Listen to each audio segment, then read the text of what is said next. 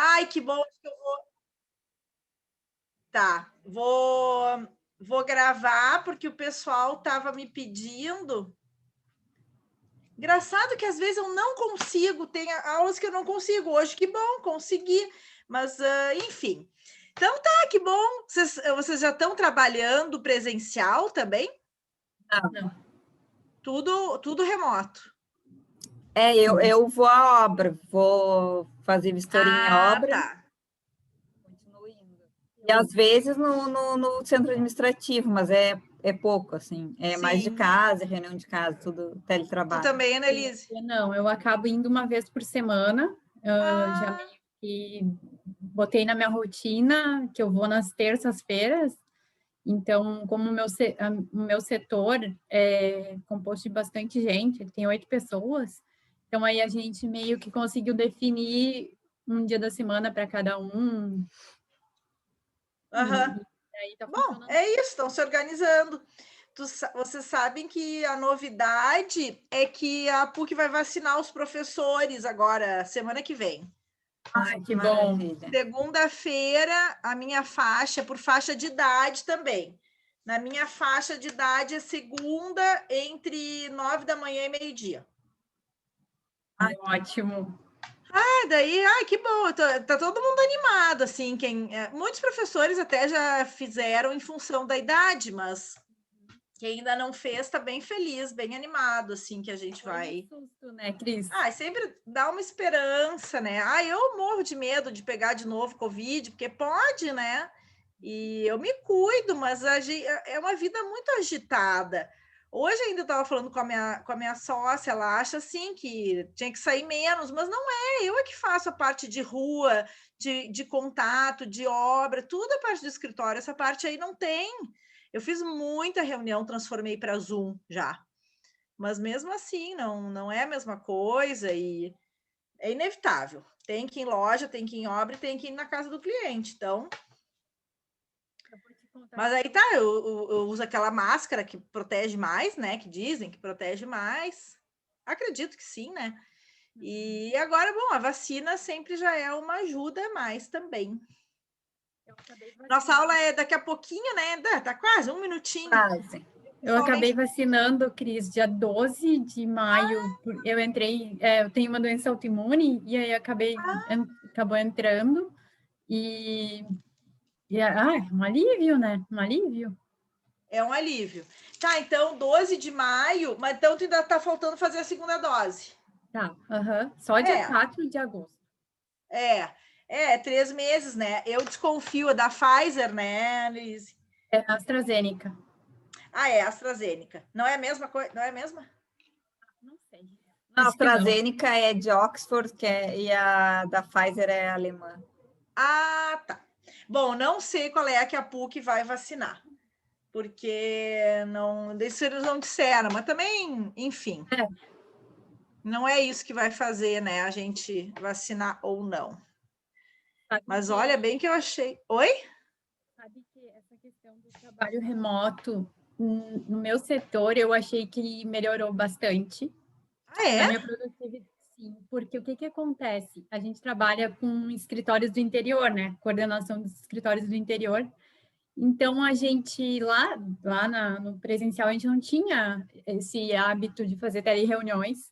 Era bem difícil, o fiscal tinha que vir a SOP, era difícil organizar para todo mundo estar junto. E agora, com essa eu fui uma das que, assim, nos primeiros meses, claro, né? Eu me adaptei muito bem com o teletrabalho. Muito, assim, eu resolvo... Isso veio para ficar. Eu acredito que sim. Com certeza. Mas eu resolvo com muito mais agilidade, assim. Sei que bom! Sei que tem muita gente que não gosta, às vezes, muitas vezes, eu sinto falta do contato, né, da troca com os colegas, mas nessa questão, assim, de conseguir resolver com os outros colegas do interior, melhorou muito. Que bom. Eu acredito, eu quero, eu já assumi, assim, algumas das coisas desse trabalho remoto, assumi para sempre, assim, as reuniões pelo Zoom dá super certo.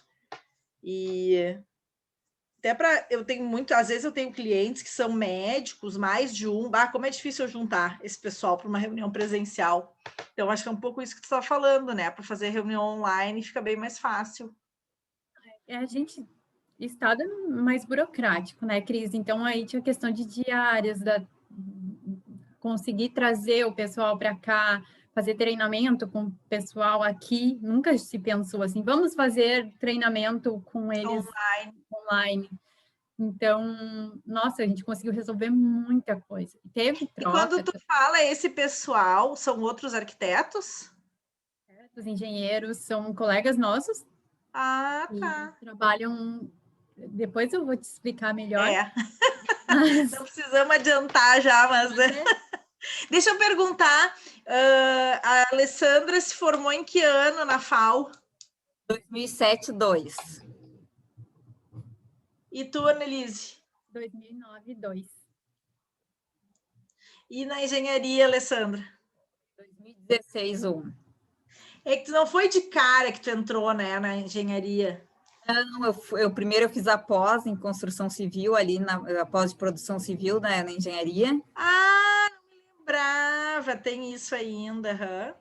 Logo que eu me formei, eu fiz a pós. Aí, depois de um tempo, fazendo outros projetos de arquitetura, e começou a surgir essa necessidade também de fazer algumas coisas de engenharia. Eu disse, vou fazer engenharia, então, porque o engenheiro estava super valorizado na época, assim. Tu vê. Não, e na época que tu estava fazendo, era um monte de gente da arquitetura que estava também, né, na engenharia. Eu tive pelo menos 10 colegas arquitetas. 10? Não é pouca coisa. 10 colegas arquitetas engenheiras. A maioria era da PUC, mas tinha da URGS também. Tinha uns 2 da URGS. E os outros, sim. As 8 da PUC, assim. Essa questão eu não sabia. Não, eu me lembro que era muita gente. Mas eu conheci todas na engenharia, nenhuma tinha sido minha colega, não conhecia. Tá. Foram novas amizades, surgiram na engenharia. Não, mentira! Uma que se formou comigo na engenharia, só que ela acabou desistindo da colação de grau. A Laura? Não, a Laura não foi minha colega na arquitetura. Tá. Nathalie? Não. A Fernanda Russo, que está morando em Lajeado, né? Ela se formou comigo na arquitetura e se formou comigo na engenharia. Tu não sabe se ela já ganhou nenê? Eu falei com ela em abril e ela estava grávida, esperando para maio, e depois não fiquei mais sabendo. Não fiquei sabendo. Que é o terceiro, né? O terceiro, é uma corajosa. Ela acabou se formando comigo na engenharia, porque, na verdade, ela entrou na engenharia logo que a gente se formou em arquitetura. Sim, só que daí ela demorou mais, vamos dizer. Ela trancou algumas épocas por causa da gravidez e das filhas. Claro. Deixa eu ver se eu descubro aqui. Vamos dar mais uns 5 minutinhos, aí a gente começa. Tá bom. Para o pessoal ir se juntando a nós, e eu vou ver se eu descubro. Fernanda já está aqui com o nenezinho no colo, deixa eu ver. Ai, não sei. Não, tem uma foto que tem só ela com 2. Mas já deve ter nascido, a gente está em junho, já deve ser para maio. Não deu para descobrir ainda. Tu falou da Laura. A Laura foi na engenharia que eu conheci. A Nathalie também foi na engenharia. A Laís, a Isana. É!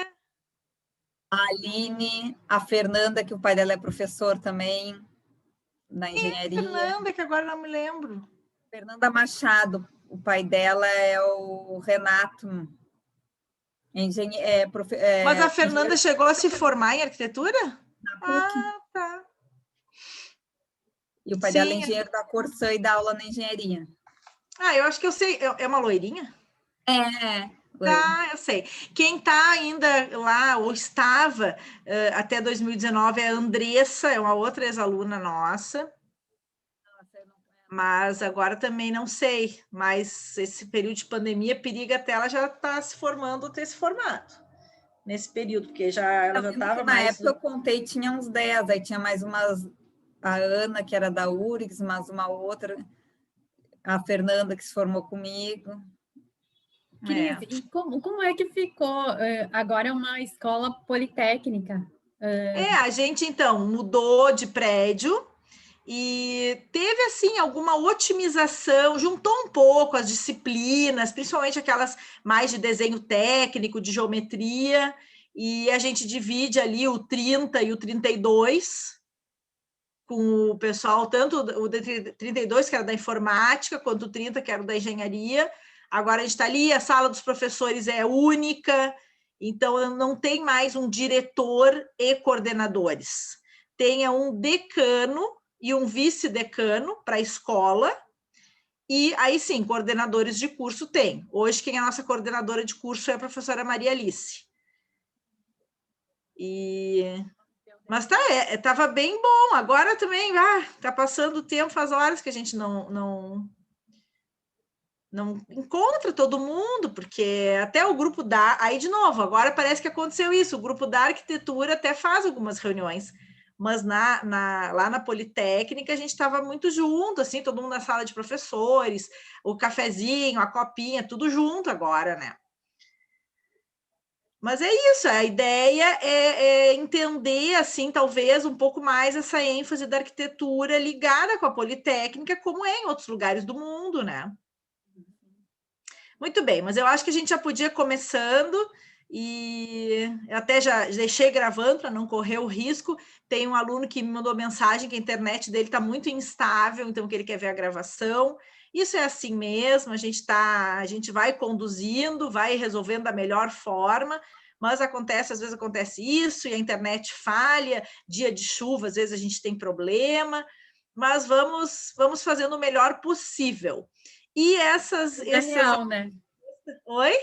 Como a gente faz o trabalho também. É assim que acontece a reunião. Às vezes, minha colega está com a criança, tem que atender também o filhinho, e tem cada pois é. Às vezes toca a campainha, interfone e tudo mais, né? Home office é assim. Mas enfim, então, pessoal, boa noite a todos, nossa turma aí de OTL, das sextas-feiras à noite. Vocês chegaram a fazer comigo ou só com o campus essa disciplina? Campus. Com campus também. Então, ele que costumava trabalhar essa questão da legislação, eu entrei junto com ele, acho que durante uns 2 ou 3 anos, e aí eu comecei já naquela ocasião com o campus, comecei a trazer nossos ex-alunos para compartilhar experiências, e percebi assim que é muito interessante para os atuais estudantes conversar, escutar, né, os jovens formados, jovens arquitetos, trazendo aí suas experiências.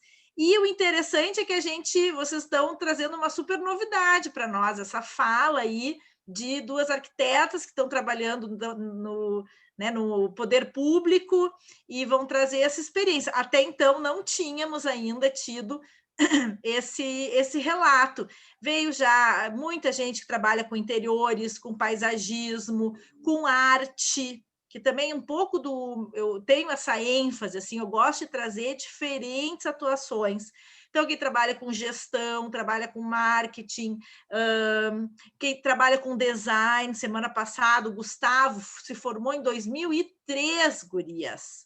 O Gustavo que veio falar é de 2003. A gente acompanhou um pouco da apresentação do Gustavo. Tá, pois é. Então, ele faz o Wayfinding Design, e assim a gente foi vendo, assim, cada caminho que o arquiteto vai percorrendo, e sempre eu acho que é interessante, é inspiração, é motivação para quem ainda não se formou. Então, hoje aqui comigo, e legal é que a gente às vezes já se encontrou em algumas situações, né, até de eventos, de arquitetos, e aí a gente acaba não perdendo contato. Mas vejam, turma, a Alessandra se formou em 2007 na arquitetura da PUC, a Annelise 2009, então já, né, elas já têm aí uma bagagem, uma experiência, e a Alessandra depois cursou engenharia também na PUC, e as duas, então, vão tratar do assunto a atuação do arquiteto em obras públicas. Muito bem-vindas, muito obrigada, E depois, certamente, essa gravação vai também para os professores de vocês, para verem um pouquinho o que vocês andam fazendo. Vou passar a palavra para vocês. Obrigada. Boa noite a todos, então.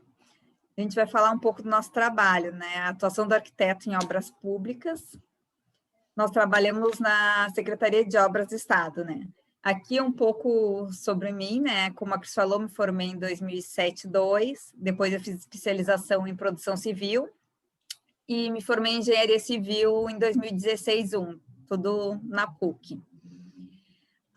Logo formada, eu trabalhei no escritório de arquitetura comercial, projetos de lojas, depois eu fui para um outro escritório de arquitetura também, e fazia projetos básicos de requalificação urbana, projetos residenciais, e aí foi aí que eu comecei a ter contato com projetos de engenharia, instalações hidrossanitárias e projetos elétricos, e quando eu decidi fazer a engenharia, eu disse, já que eu estou fazendo, porque a engenheira que eles contrataram já demorava a entregar, às vezes, alguns projetos, e aí eles tinham uns programas, a gente teve essas disciplinas, né, na faculdade, e aí eu comecei a mexer utilizando os programas, né, e voltando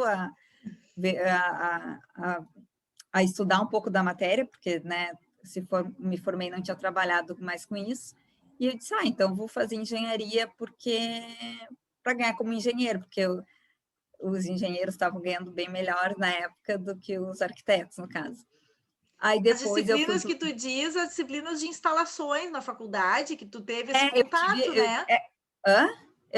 Na época que eu fiz, era uma disciplina com 4 horas aula de cada de hidrossanitário e 4 de instalações. Tá. Até era bastante. Todas, até de materiais, construção também era 4 de materiais e 4 de cálculo, né? Era uma carga horária maior, né? Então, a gente tinha um contato bom, assim, para depois aplicar, né? Mas não havia trabalhado com isso antes. Aí, nesse escritório, surgiu a oportunidade, eu acabei trabalhando e foi quando eu resolvi fazer engenharia, né? Aí, depois, fazendo engenharia, eu fui trabalhar num escritório de engenharia de projetos industriais, mas na área de arquitetura, né? Eram projetos de arquiteturas e reformas para prédios de indústrias, né? E aí, em 2014, foi quando eu ingressei no serviço público, né? E eu entrei na divisão de projetos de arquitetura, na seção de projetos de segurança pública. Aí cheguei a visitar semiaberto, modular de charqueadas, visitei obra que hoje já está entregue da penitenciária nova em Canoas, mas foi uma experiência nova e diferente, né? Fazer vistoria num presídio para fazer o levantamento de projeto de PPCI, e aí passavam os presos todos para uma ala para eu e outro colega arquiteto fazer, né? Foi uma experiência bem diferente. E depois eu fiquei alguns meses aí, depois nesse mesmo ano eu acabei indo para um outro setor, que era plano de necessidade de obras, né? E era análise de projetos terceirizados. Eu analisava projetos arquitetônicos, mas tinha outros arquitetos que analisavam acessibilidade, PPCI, e tinha os colegas engenheiros que iam analisar todos os projetos, né? De estrutural, elétrica, hidrossanitário. Passava por todos os setores, mas era tudo terceirizado e a gente só analisava, né? Aí não deu muito certo esse plano que contrataram para fazer projeto para 100 escolas, mas acabou não dando muito certo, porque as entregas não eram... As empresas não estavam entregando projetos assim completos, bem detalhados, enfim. Faltava alguns erros que na faculdade de arquitetura o professor ia dar um rabisco enorme nos projetos. Não era só nos arquitetônicos, nos de engenharia, todos tinha coisa faltando. E aí, então, acabou que não deu certo essa terceirização, né? E romperam, né? Os contratos, né? Não deu certo. Aí, eu acabei voltando esse ano e fiquei até março de 2015 para o setor de segurança pública. Aí Mas nesse... Alessandra, desculpa te interromper, mas esses projetos, esses 100 projetos, foi aberta uma licitação. Diversas empresas ganharam, empresas grandes, de engenharia, a maioria das empresas, né? E ela subcontratava alguns escritórios de arquitetura ou outros escritórios, e sabe, tanto é que no escritório que eu trabalhei lá, quando eu resolvi fazer engenharia, eu cheguei a fazer um projeto desses, mas numa época anterior, né, de um outro governo, e aí quando a Annelise entrou, encontraram um volume perdido e tinha uma prancha que era eu que tinha feito, na época que eu era, né, funcionária do escritório, né? Uhum. Trabalhava num escritório que era terceirizado desses que haviam ganho a licitação, que normalmente são grandes empresas de engenharia que ganham, assim. Mas acabou que não deu muito certo, até houve pressão assim política para que a gente aprovasse esses projetos, mas tinha escada que faltava degrau, aí vinha o diretor, mas vocês têm que aprovar, é só um degrau. Não, degrau, quando for executar a obra vai faltar, como é que não tem o detalhe, né? Tá faltando um degrau, não vai chegar. Tinha o prédio, o refeitório que estava enterrado, não considerou o terreno, se fosse ver com as cotas, o terreno, a janela estava... teve sala de aula feita nos nível 0, porque a gente pedia acessibilidade, eu disse, eu falei para a arquiteta, eu disse, olha, me desculpa, mas a gente está pedindo acessibilidade, mas 0 vai entrar chuva, vai alagar, não é assim, né? Então, tiveram vários erros, eu me sentia, quando avaliava esses projetos nos ateliês, porque eu riscava e fazia, só que eu listava, eu achei que era assim, eu e meus colegas arquitetos, nós éramos bem didáticos, a gente riscava e fazia a lista do que corrigir, só que muitas vezes não corrigiam e reapresentavam, então não deu muito certo esse... É que sempre a questão da subcontratação, né? Tu acaba delegando para outras pessoas e perde o controle, né? Perde esse controle, E o papel de vocês era justamente fiscalizar, revisar esses projetos.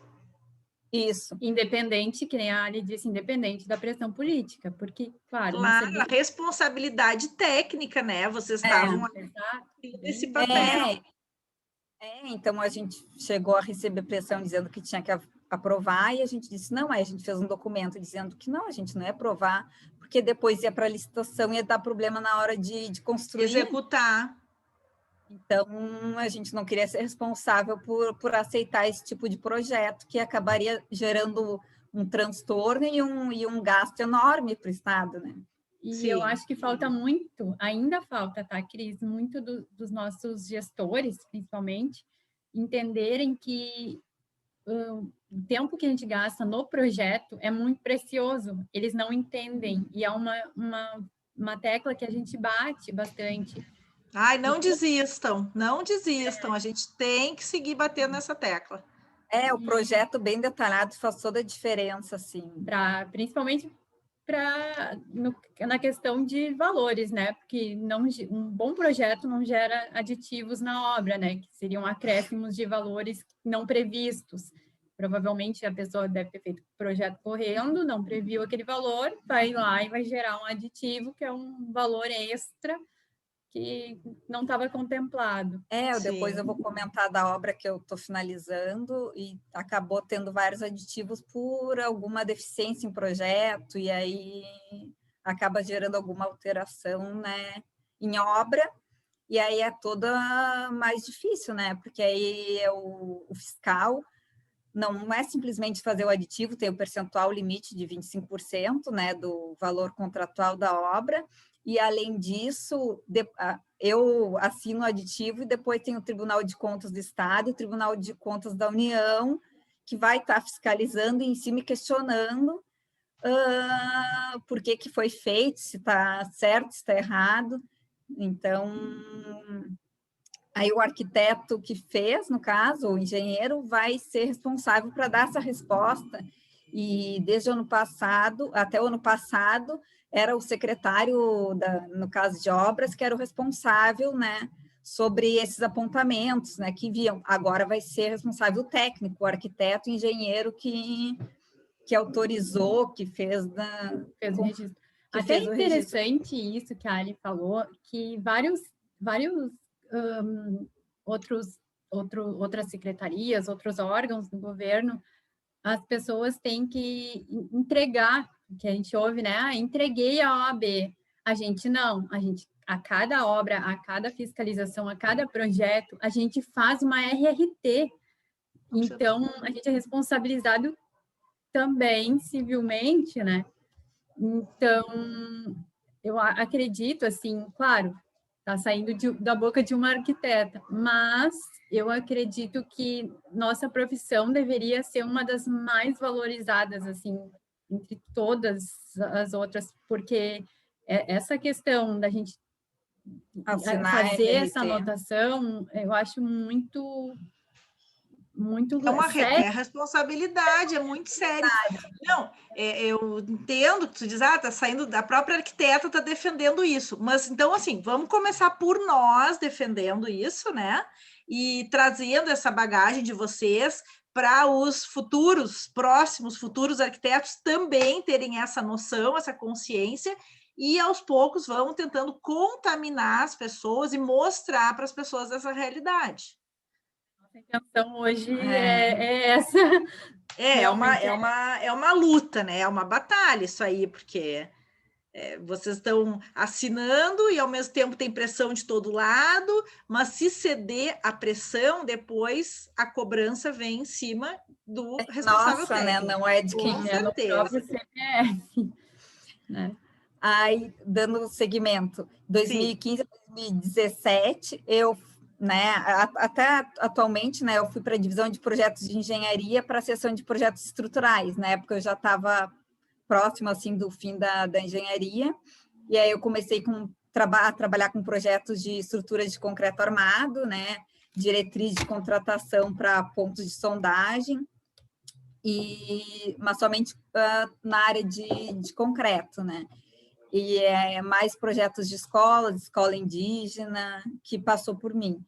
Aí, em 2017, eu fui nomeada para a comissão de fiscalização da obra do Centro Regional de Excelência em Perícias Criminais do Sul, do Instituto Geral de Perícias, que é a obra que eu estou acompanhando até hoje, mas... Onde é que é? É do lado do prédio da Segurança Pública, próximo ali da rodoviária, sabe? Bem perto. Sei. Eu não sei, Cris, eu fiz projeto urbano 1, eu acho. O pessoal de urbano adora usar aquela área. Era naquela área. Também fiz, verdade. E eu estou bem feliz porque terça-feira eu devo assinar o termo de entrega provisória, né? O termo de recebimento provisório. E eu comecei na obra em 2017, né? Em março de 2017, eu entrei nessa obra para fiscalizar a área estrutural, né, desde as fundações, e é uma obra de 11.734 metros quadrados de construção. Então, eu vistoriava a concretagem, a instalação da estrutura pré-moldada, toda a parte da estrutura. Então, inicialmente, era eu que, de fiscal da obra, era eu que estava sempre presente vistoriando. Mas já tinha toda uma equipe multidisciplinar, com outros arquitetos, para verificar PPC, hidrossanitário, o arquitetônico, engenheiro eletricista e engenheiro mecânico, porque é uma obra bem complexa, com diversos laboratórios, enfim.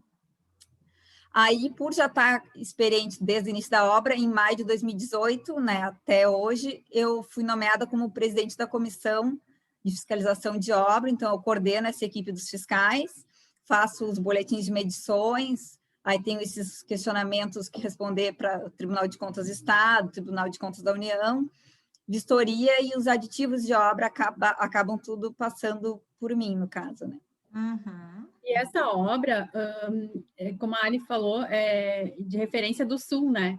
Então, eu acho que se me interrompe se eu estiver errado, eu acho que é um dos prédios com maior grau de complexibilidade do IGP, né? Que é o de perícias, né? Então, eu, particularmente, eu nunca vi um prédio com tanta complexibilidade mesmo, tantos projetos complementares, tinha gases, capelas. Eu nunca tinha visto um projeto. O arquitetônico, isso foi alvo de licitação? Não, foi feito pelos colegas da Secretaria de Obras. É um orgulho dizer, foram nossos colegas que fizeram o projeto arquitetônico, todos os outros projetos dessa obra foram feitos ali na Secretaria de Obras. Depois, na verdade, teve um aditivo de troca de estrutura que a empresa propôs por pré-moldado, né? A obra era concreto moldado em loco, mas devido àquela grande circulação ali, a empresa disse que seria muito mais fácil, né? Do que... Né, assim, pela montagem, né? E aí foi feito um aditivo e trocou a estrutura para pré-moldado. Mas todo o projeto foi acessibilidade, PPCI, toda a parte mecânica, parte elétrica. Mecânica tem 10 projetos. Depois eu vou comentar um pouco da obra. Eu acho que é uma obra que todo arquiteto deveria virou um centro, visitar. Um centro regional de perícias, né, do Rio Grande do Sul, Santa Catarina e Paraná. Teve verba federal e uma participação do Estado. Se tiver a oportunidade, Cris, leva os alunos lá. Porque... eu gostaria. E se a gente pode combinar, vamos esperar, né, voltar às atividades presenciais. Aí, se uma de vocês puder nos acompanhar lá, vai ser uma super experiência. Imagina a Ali, que acompanhou desde o projeto de fundação. Mas é que eu acho que, na verdade, a visita deveria acontecer antes, depois eles vão estar com provas, e aí tem armas, drogas, tem muitos... talvez tenha sigilo, né, envolvido, então não deve ser, o acesso não deve ser muito fácil. O acesso é bem... Tanto é que agora, na entrega definitiva, já vai ter guarda armada, porque vai ser a guarda que vai ficar lá, né, no prédio, porque são armazenadas as provas, enfim, tudo para as perícias, né? Essa equipe que trabalha, que vocês falaram, é mais ou menos composta de quantos profissionais, quantos arquitetos, quantos engenheiros? Eu, né, na como Secretaria de Obras, né? Na Secretaria? Não sei. 170 entre arquitetos, engenheiros. Nossa, é bastante gente. Porque são 28 escritórios. De arquitetura e engenharia no interior, separado pelo Estado. Claro, inclui todo o Estado, tá. Claro, tem mais departamentos, né? Que a gente vai comentar ali. Então tá, vou deixar vocês. Tá. Eu vou falar um pouquinho do meu currículo, seria mais ou menos assim, apresentar. Como a Cris falou, eu me formei na PUC também em 2009, aí depois eu fui fazer um MBA em gerenciamento de obras. Logo que eu me formei, eu fui trabalhar num escritório de arquitetura legal, eu vi que a Ju Sisson foi aí, né, fazer uma conversa com vocês. Exato. Trabalhava com arquitetura legal. Foi bem interessante, porque foi meu primeiro trabalho. Mas tu chegou a trabalhar com a Ju? Não cheguei a trabalhar com a Ju. Tá. Era em outro escritório, um pouco menor, mas o interessante foi que o meu primeiro chefe me falou, eu disse, nunca trabalhei com isso, né? E ele me disse, não, eu tô aqui para ensinar vocês, eu não quero alguém experiente, eu justamente prefiro recém-formadas, e ele ensinou, assim, a gente. Todo mundo saiu do primeiro emprego, passou por lá, tá? E foi interessante aquele emprego. Depois eu queria expandir o conhecimento, né? Queria novos desafios. E aí uma colega minha da PUC me chamou para ir trabalhar com ela no escritório de arquitetura, onde a gente fazia muita arquitetura corporativa, que é uma área bem bacana. A gente fez projetos bem interessantes. Eu guardo com carinho também esses projetos. E aí, em 2014, eu ingressei no serviço público. Só que, na verdade, não foi buscando estabilidade, não foi isso. Eu gostava do escritório onde eu estava trabalhando, tá? A questão vem bem anterior. Eu fui criada dentro de escola, eu era do interior, né? Eu fui criada dentro de escola, assim, minha Dinda era diretora, e desde pequena eu acompanhava as obras que tinham na escola. Com um colega que hoje em dia trabalha comigo, ele era Olha fiscal só! e eu sempre dava um jeito de me meter no colégio quando tinha obra, né? Estudava lá e aí eu acompanhava. Teve o laboratório de ciências, a quadra esportiva, ampliação. Então, eu estava sempre com ele. E eu, desde pequeno, disse, eu quero trabalhar com isso. Eu quero trabalhar nesta secretaria. E aí, coincidentemente, me formei, a gente se formou, e saiu o Edital. concurso. Assim, questão de meses. E aí eu já tinha conseguido esse primeiro emprego, e aí minha tia, não, vou te inscrever, e eu, não estudei, não vou conseguir passar. Como eu estava ainda com toda a bagagem da faculdade, eu dei uma estudada no estatuto, bem verdade, assim, porque, claro, eu tinha que aprender todas essas questões para o escritório onde eu estava começando a trabalhar, e eu dei uma lida no estatuto e realmente por obra do destino, sorte e bastante bagagem que veio da faculdade. Que Aí eu passei, legal! Eu não me lembrava, não sei se eu sabia dessa tua história, acho que tu adorei. não sabia, mas aí eu fui chamada quase 4 anos depois. O concurso expira em 4 Tu anos. vê como demora. E aí eu nem lembrava, nem sabia que tinha passado, nem fui atrás, já estava voando. E aí fui chamada, fiquei bastante na dúvida, confesso, mas fui.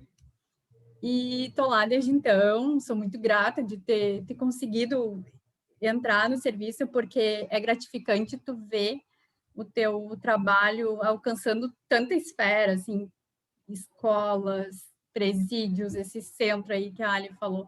Então, isso sempre me acalentou, assim, sabe? Quando a gente pensa na burocracia, na política e tal, sempre me acalenta muito.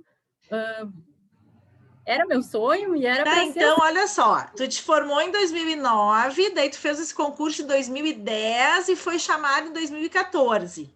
É 2013. 2013.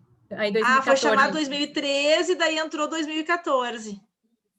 Não, eu acho legal, a gente tem que falar, né, e prestar atenção nessas datas, nesses prazos, e ao mesmo tempo, tu não ficou parada esperando o resultado desse concurso, tu foi te virar, tu foi trabalhar em outras áreas, tu já estava num outro escritório, né, fazendo projeto executivo, compatibilização de projetos.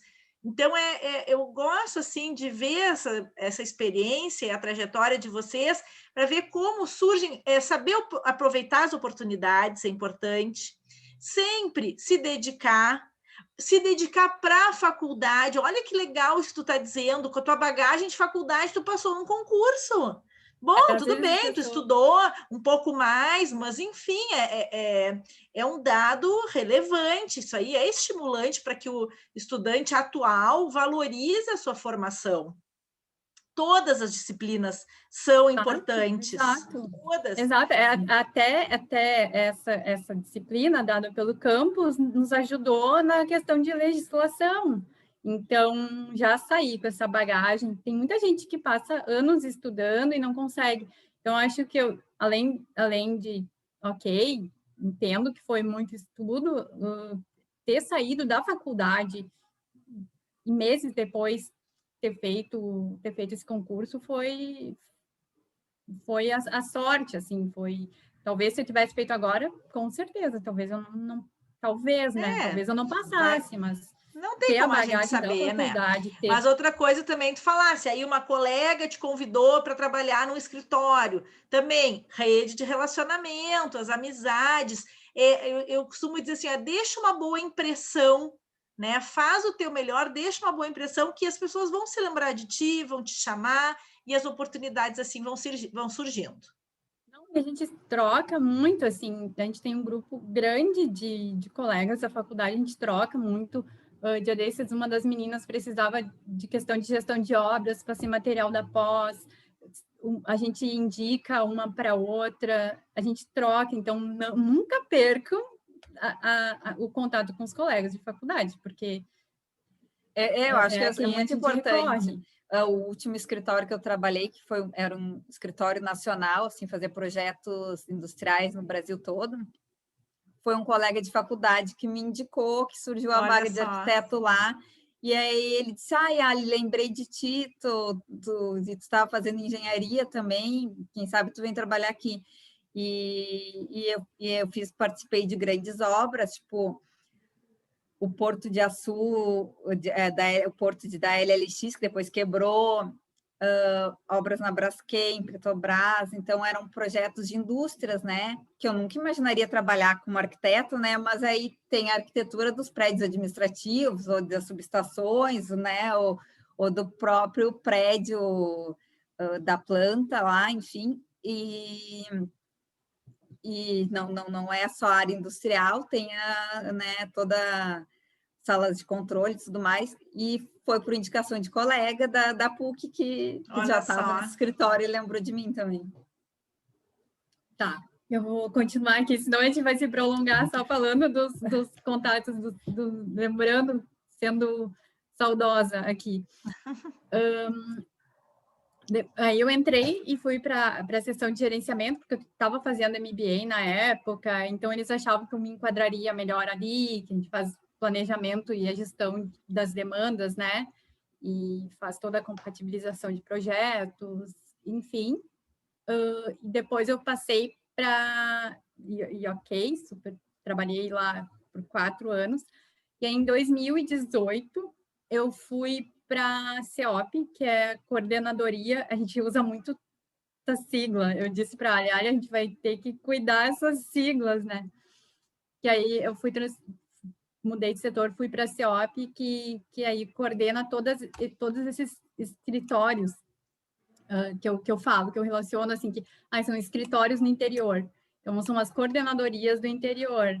Então a gente tem que fazer toda essa gestão técnica, a gente é o braço deles aqui em Porto Alegre para tratar com os demandantes. E hoje vou te dizer que com o advento do teletrabalho é a quem eles têm a quem recorrer, né?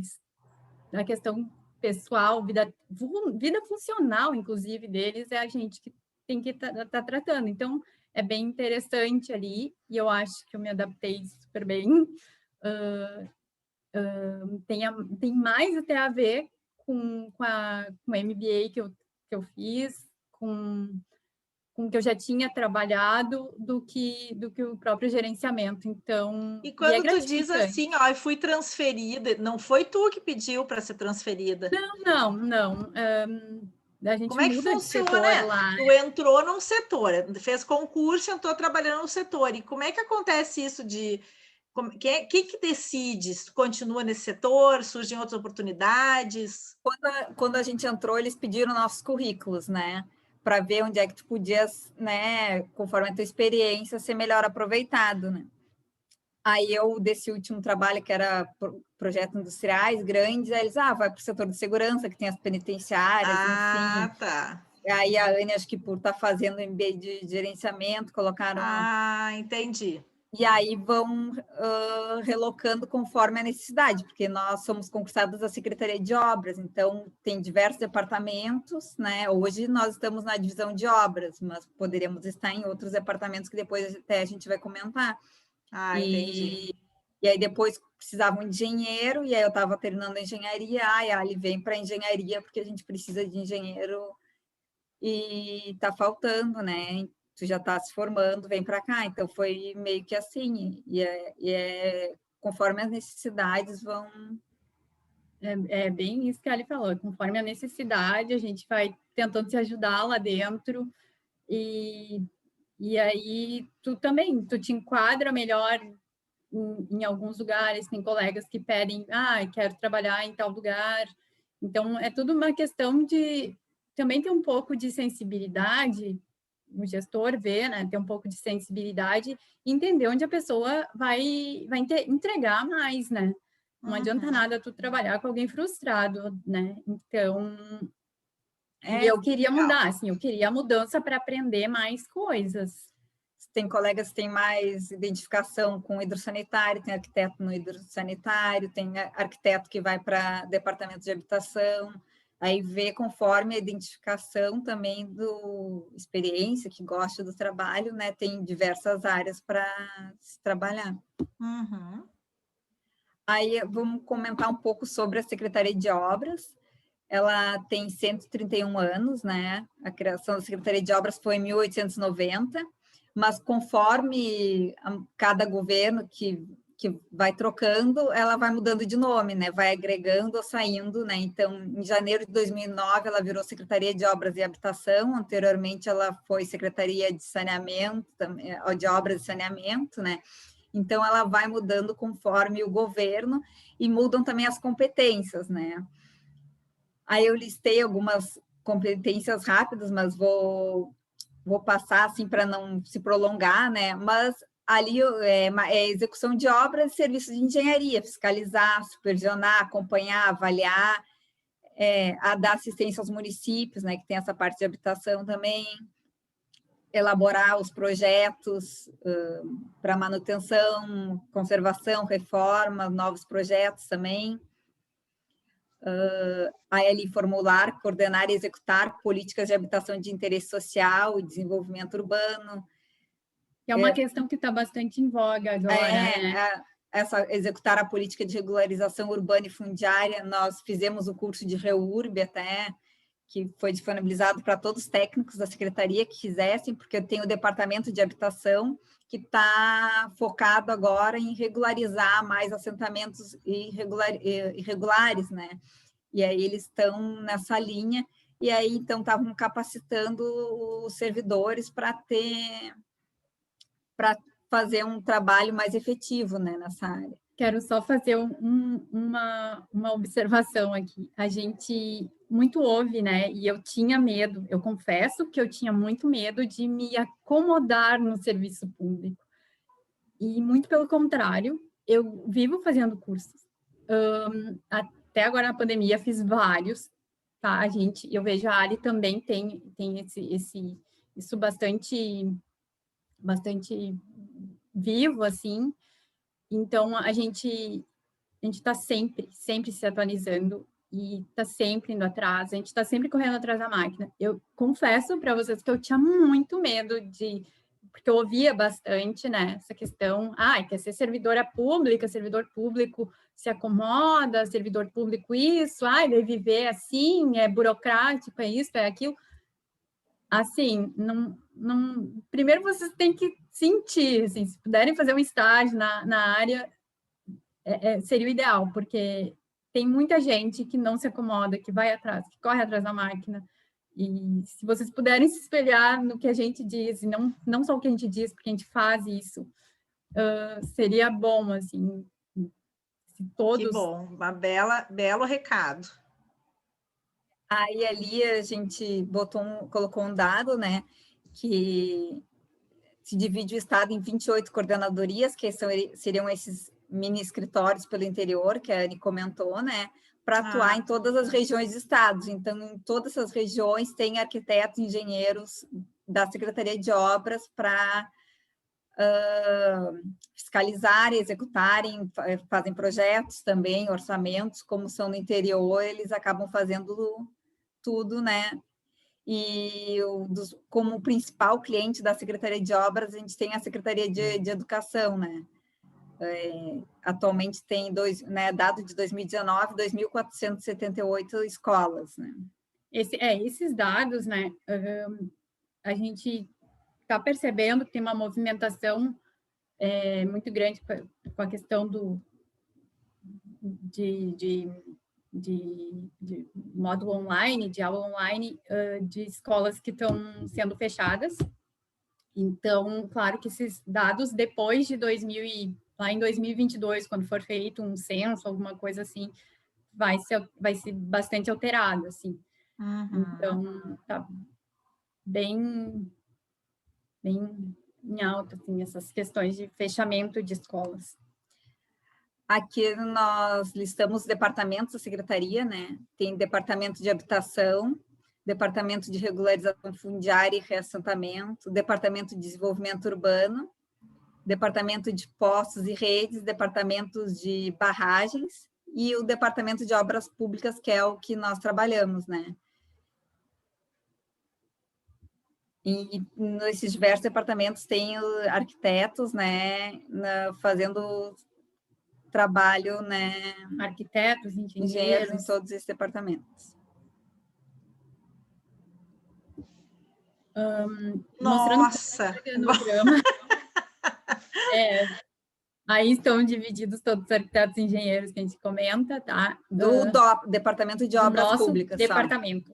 O nosso é o 6º, ele tem 5 outros departamentos. Aham. Então, para vocês verem que é grande, é um leque de possibilidades, tá? Que onde a gente pode ir. Tem o departamento que tem assessoria de gestão, que tem ali o seu apoio, tem uma mapoteca dentro da Secretaria de Obras, né? Porque a gente precisa guardar, digitalizar e tudo mais. E aí, o DOP é subdividido ali em seção de gerenciamento, seção de divisão de projetos de arquitetura, divisão de projetos de engenharia, divisão de orçamento e custos e a coordenadoria.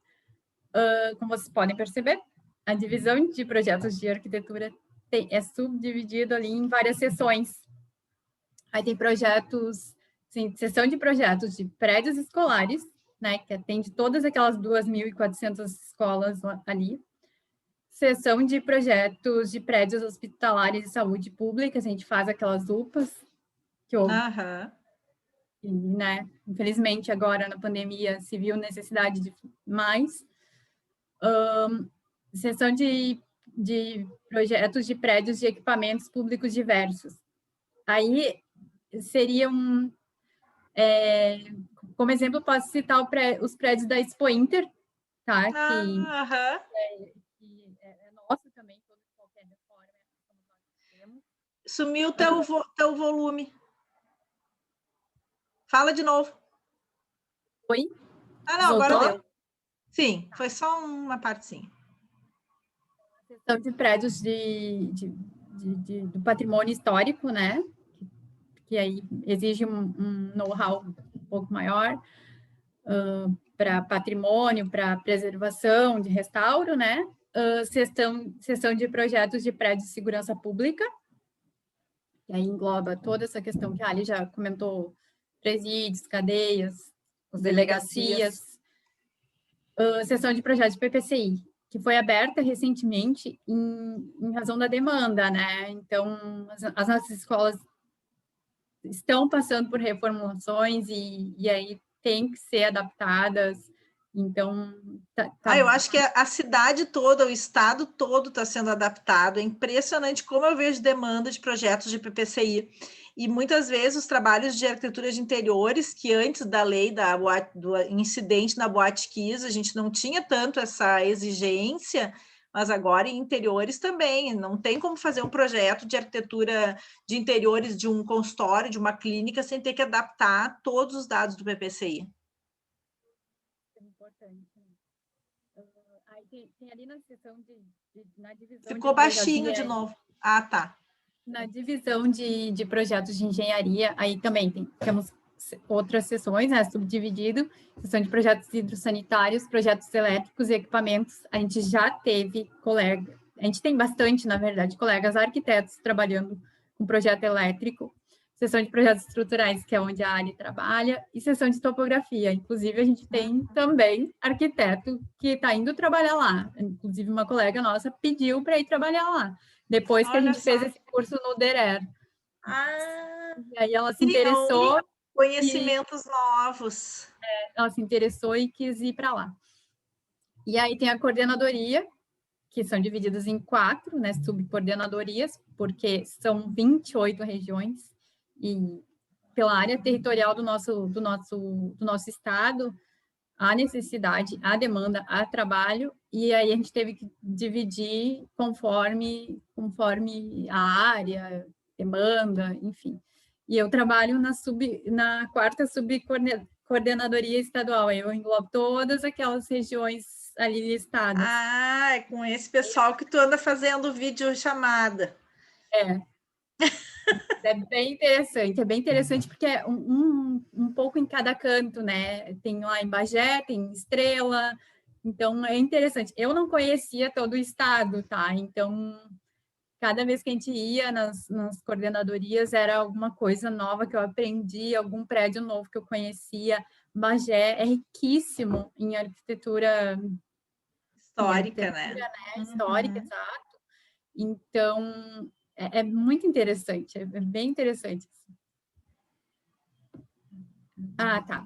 Aqui é só, na verdade, que seriam os macros processos de uma obra, né? Que aí é a entrada do processo, o levantamento topográfico, aí a elaboração do projeto feita pelo DPA, DPE, e a orçamentação da obra feita pela divisão de orçamentos e custos, daí gerenciamento de projetos para fazer essa compatibilização e ver todas as outras questões ali da demanda, retornar se vê alguma questão para DPA ou DPE, que são as divisões de engenharia e arquitetura. Aí tem a fase do processo licitatório, que também tem arquitetas fazendo toda essa questão, que é mais burocrática, mas é bastante interessante, assim, tu aprende bastante, também já... Uma das dúvidas que eu tenho, que não sei se vocês vão abordar, é assim, ó, em que momento que se decide fazer o projeto dentro da secretaria e em que momento se decide que aquele projeto vai ser alvo de licitação? Projetos maiores, mas agora ultimamente não tem, assim, sido demanda. São feitos lá, pelos arquitetos, engenheiros da secretaria. Aí os projetos de engenharia mecânica normalmente são licitados projeto básico, porque aí tem especificação, sei lá, são muitas marcas de elevadores, muitas marcas, né, de, sei lá... Maquinários mesmo. Muito... E aí, para não ficar nada especificado, é contratado o básico e para a empresa que vai executar, contrata o projeto executivo também. Sim, de acordo com a sua especificação. Tem também, recente, que eu lembro, tem 4 projetos de restauração de museus aqui, que foram terceirizados. E o do Instituto de Educação? O Instituto de Educação, sim. O projeto de Instituto de Educação foi terceirizado. Mas está parado, né, esse? Isso, tá. Eu não cheguei a entender tão profundo, tá? Mas eu estava na secretaria e acompanhei uma movimentação na qual o governador ele foi no Museu do Amanhã, no Rio, e voltou com muitas ideias. E aí chamou a secretaria, né, os arquitetos, chamou lá e tem várias questões que eu acho que ele traz para criar uma espécie de escola referência, assim, escola modelo, mais automatizada. Enfim, vamos esperar, né? Agora novas políticas de governo. Para o Instituto de Educação, isso? Educação. Mas e aí o escritório que estava trabalhando nessa licitação, por que parou aquela obra, você sabe? Não, assim, a gente contratou o projeto, né? Até foi feito antes da gente entrar na secretaria. A gente entrou em 2014, então já tinha sido contratado o projeto. E é uma outra empresa que estava construindo, mas aí acabou... É que tem essa questão, né, Cris?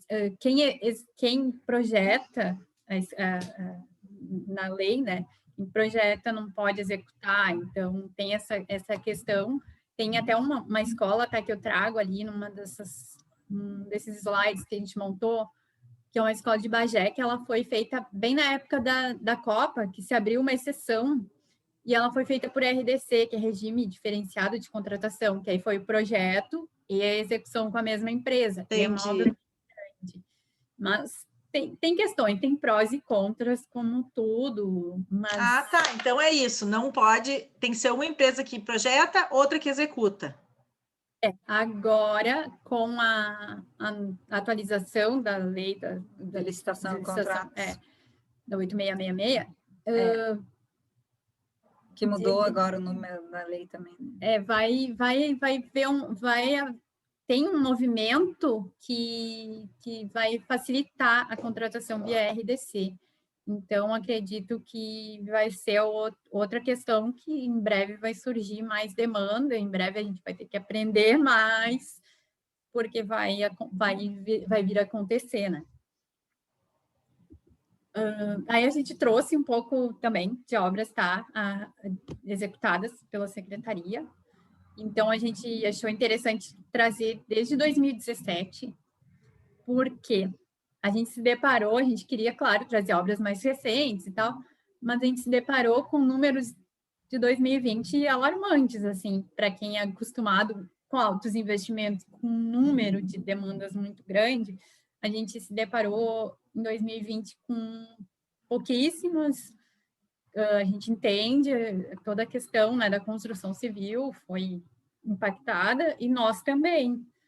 Então, nós também, o que eu digo na questão de obras, de volume de obras, com as escolas fechadas, também não se tinha essas demandas. Mas, enfim, a gente trouxe alguns, tá? Até para fazer um comparativo com o ano de 2020, o ano da pandemia. Em 2017, a gente teve 210 obras concluídas, investimento sempre milhões, né? 38 milhões. E a gente trouxe 3 obras, tá?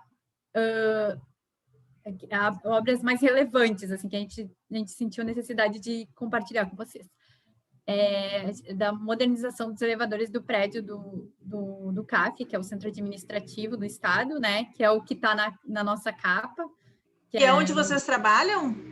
Quando presencialmente? Isso. E é o único, eu não sei se o Mac ainda dá aula na PUC, mas o único dos projetistas, arquitetos vivos é ele, né?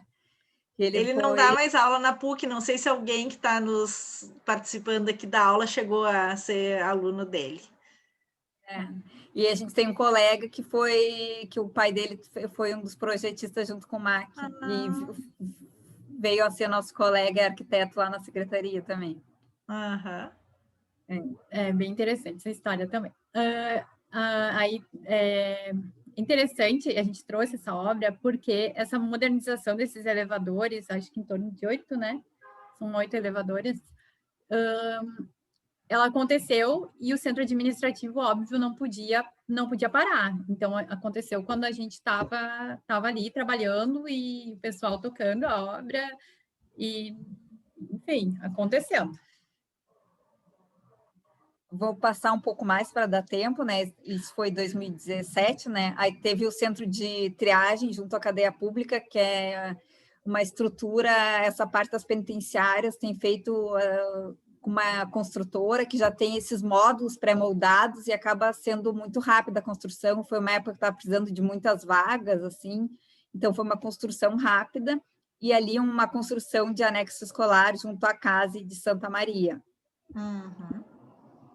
Aí, em 2018, foram 486 obras. Nossa! De 82 milhões, quase 82 milhões e 500 mil, né? Essa é a escola do RDC, que a gente comentou, tá? Essa professor Justino Costa Quintana, lá de Bagé, em torno de 7 milhões e meio, foi só a obra, tá? E teve, claro, valor para projeto. A penitenciária estadual de Bento, a região não contava com uma penitenciária. É verdade, isso aí eu estou acompanhando. Então foi bem importante. E a gente trouxe aqui umas imagens que é interessante, que a gente se depara com muitas normas novas, né, para presídios, assim, a legislação muda e há N normas, assim, que a gente tem que aprender, questão de telas para não jogarem celulares, espelhos, todas essas questões.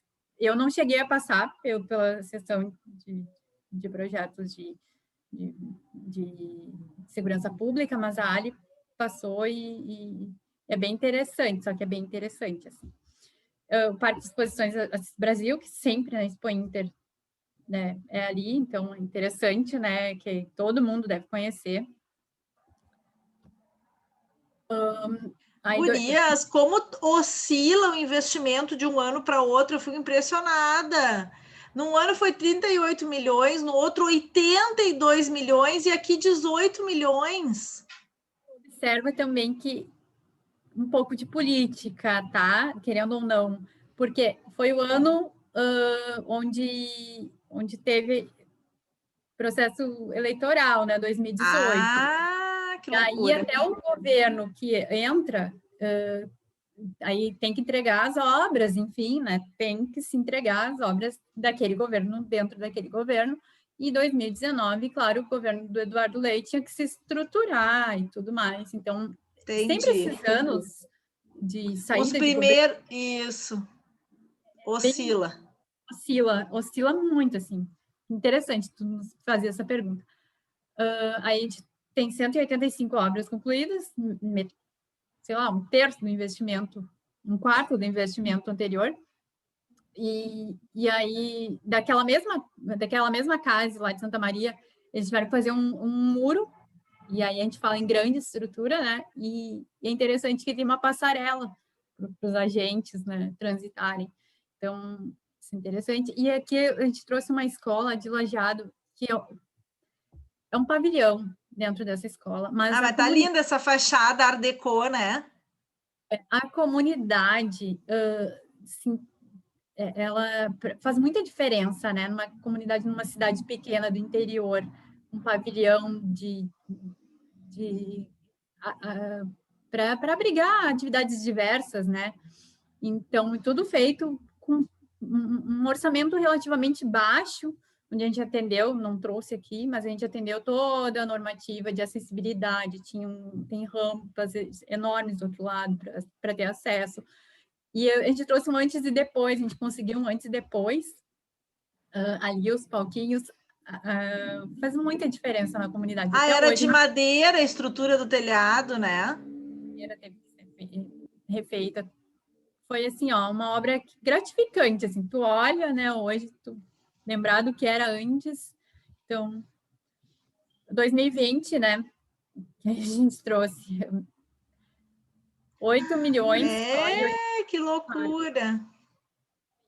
Mesmo assim, tá, a gente trouxe obras relevantes, principalmente para demonstrar na questão de segurança pública, né? Uma é a delegacia de polícia de Guaíba, que é um prédio bem interessante, tem presídio e tem, desculpa, tem elevador, e vai atender a delegacia de pronto atendimento, delegacia da mulher, se não me engano. Então, é uma obra bem interessante, feita pelos nossos colegas também, projeto e a fiscalização. Acompanhei de perto essa, e esse quartel da brigada também em Santa Maria, que é uma obra, na verdade, com uma metragem bem grande, assim, bem considerável, em torno de 2.000 metros quadrados. E aí a gente teve que fazer, principalmente elétrica, tinha muita questão de elétrica, porque são prédios mais antigos e tudo mais. Aí mais algumas de nossas obras, né? O Hospital Regional de Santa Maria, dá para ver que é uma grande obra e ele não estava em uso, ele começou a ser utilizado na pandemia, ele já estava entregue fazia alguns anos, já alguns anos estava pronto. O Complexo Prisional de Canoas, que foi esse que eu, logo que entrei na secretaria, cheguei a vistoriar, assim, com os colegas da Segurança Pública, e é dessa estrutura toda pré-moldada que a empresa, essa construtora, tem os módulos, né, e vai construindo e muito rápido, né? E tem uma questão interessante, essa obra de Canoas, né, ela ficou pronta, e aí saía na mídia, a Secretaria de Obras não entregou, não está em uso. Não, de toda uma questão com A rua de acesso, rua de acesso. Então, não era assim. A obra estava pronta e a prefeitura ainda não tinha executado a rua para acessar. Ah, entendi. E o hospital regional também, ele estava pronto para uso, e ele não estava aparelhado, ele não estava equipado. Sim. Então, às vezes a gente ouve, a Secretaria de Obras está demorando. Às vezes eu escuto, né, o Daniel Escola, principalmente, falando, a Secretaria de Obras não fez. Não é assim, sabe? Sempre acredito, aquela questão que eu te disse, né, dos gestores terem maior planejamento acaba nos afetando. Então, é bem complicado nessas questões, assim, nessas horas que eu acho que pesa mais. A gente trouxe ali também obra de barragem de Taquarembó, né, que serve para Dom Pedrito, Lavras do Sul, Rosário do Sul, que não é do departamento de obras, é do departamento de barragens, mas para dar um exemplo, o Centro da Juventude Rubem Berta, que ele está em fase de finalização aqui em Porto Alegre. Que bacana esses brises que colocaram ali, né? Uhum. A perfuração de poços artesianos, que é um outro departamento também da Secretaria, né, de Poços. E a última, essa foto é do Centro em Excelências em Perícia. Que é o prédio. Que é o prédio que eu fiscalizo desde das fundações, né? Aí eu trouxe um pouco sobre esse prédio, né? Eu acompanhei desde da parte das fundações, que eram moldadas em loco e muito grande, assim, os blocos. Nossa, o tamanho das pessoas ali, né? E tinham blocos maiores até. Depois, a estrutura, né, pré-moldada, sendo, né, içada e, enfim, os pilares, as vigas, as lajes. E esses pilares eram divididos em 2, são 7 pavimentos, mas para atingir a altura dos 7 pavimentos, e tem um 8º, que é técnico só, assim, a parte de casa de máquinas, né, reservatórios, o pilar encaixava, vinha um encaixe e aí o guindaste encaixava outro pilar em cima para vencer a altura. Então, esse prédio tem 11.734 metros quadrados, né, a estrutura pré-moldada, e hoje ele vai finalizar a obra com foi um investimento de 32 milhões.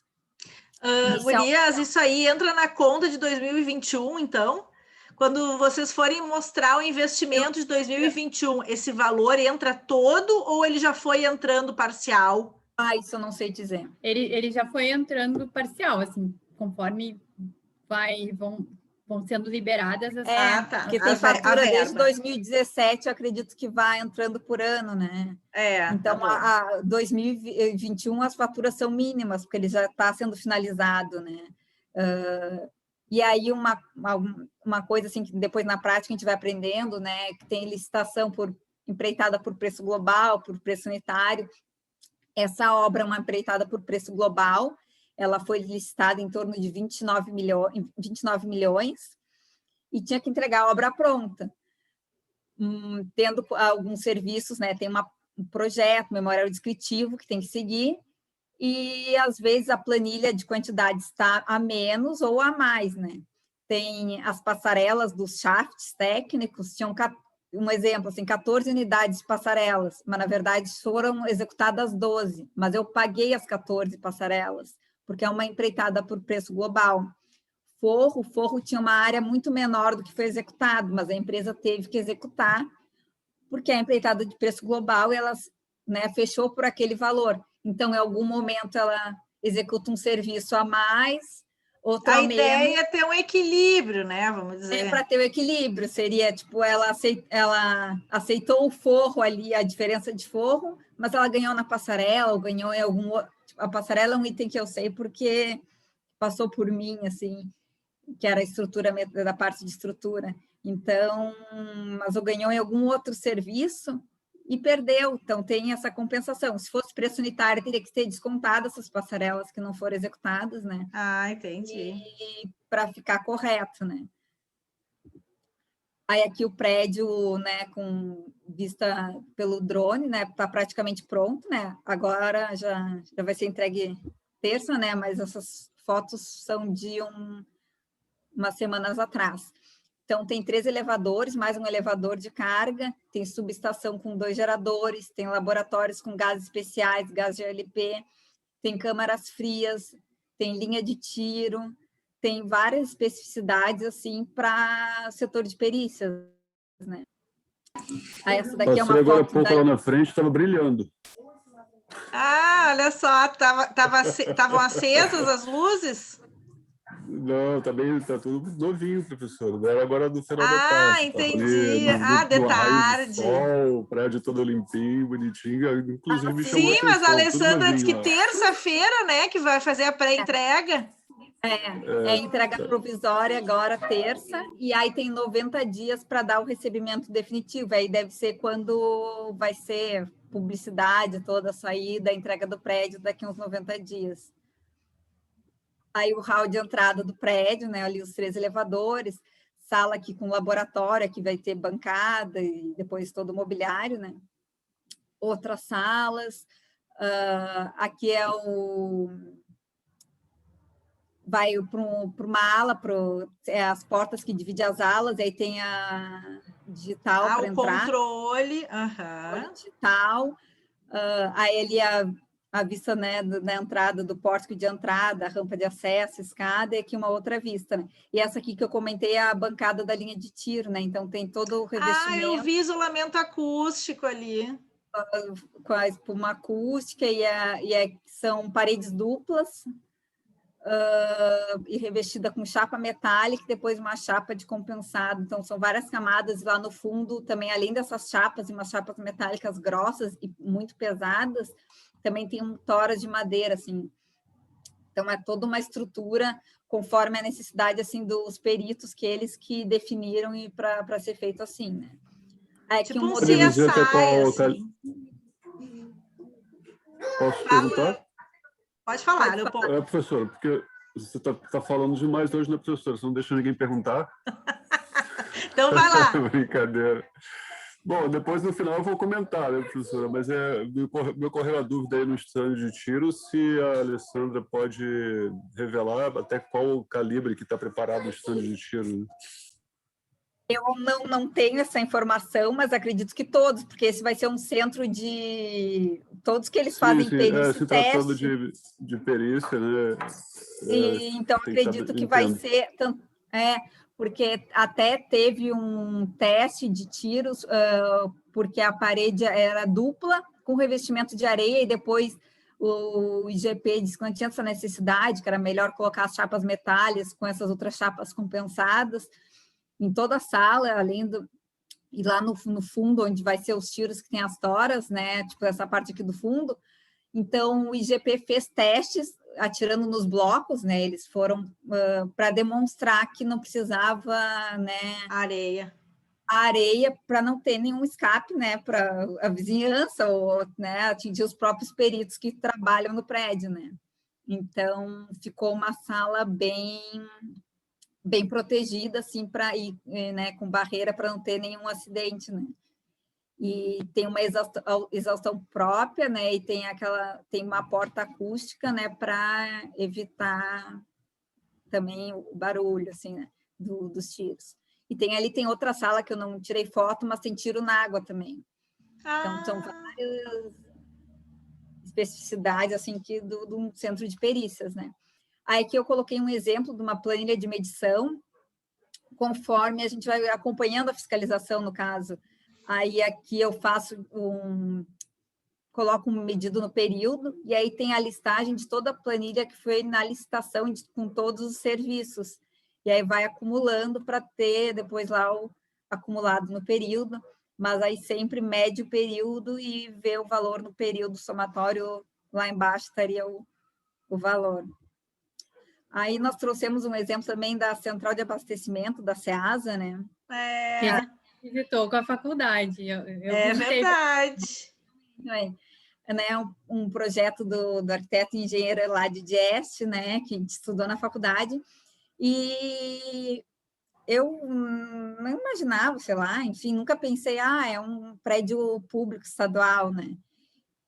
E aqui nós trouxemos as imagens da construção, e ele precisou passar por reforma na cobertura. Aí chegaram a entrar em contato com o escritório no Uruguai, né? Acho que o filho dele, enfim, chegou a vir, só que deu um valor muito elevado.